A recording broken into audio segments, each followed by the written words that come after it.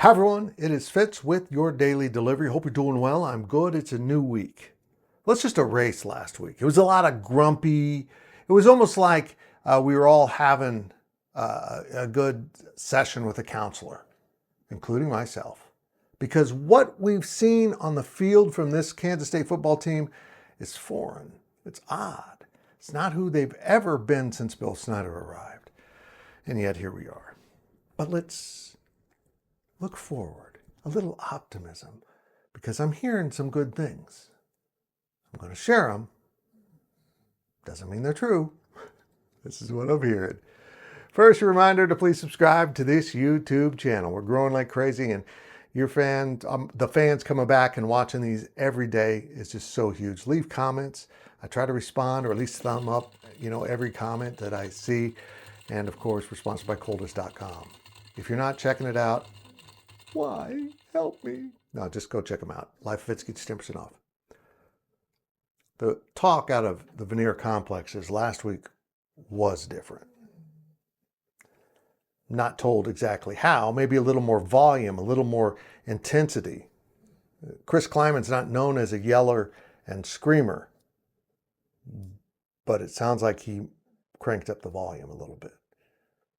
Now, one of the things that one of the former players has brought up, and I think we all see it, is one of the loudest voices, and not just in volume, but in message, was a man who was an absolute truth talker with an F-bomb infused in it. That was Connor Riley. And while you can argue he's not a coordinator, because some coaches just aren't. That's not the way they process information in the moment, having to make a call like that. But he does have an incredible grasp of football. I've said this for a long time. I think Connor Riley's a head coach. He's with the Cowboys. Maybe that'll be in the NFL. I don't know. But boy, he got after you if you weren't playing well. And he's not the only one.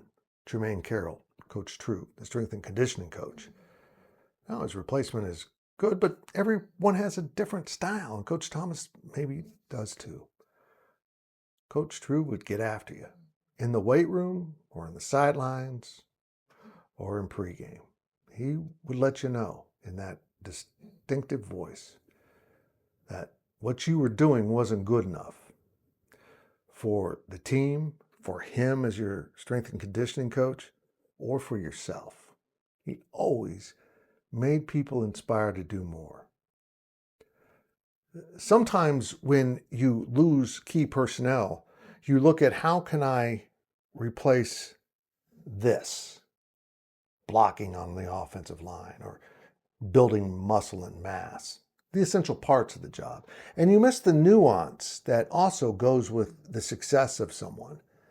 And maybe it's that little edge, that little bit of truth that they will share that hurts your feelings and makes you realize, yeah, you know what? He's right. Hopefully that's the tone that returned to K-State. You can't really manufacture it. It has to be sincere. But being the nice guy, being the player's coach, I think that's earned trust. And the program had earned that trust through a number of players. But now, you can't have a player-led program if the players aren't leading. And maybe it's time to start dragging them across the line with intensity, with a few bad words, and some truths that will hurt their feelings.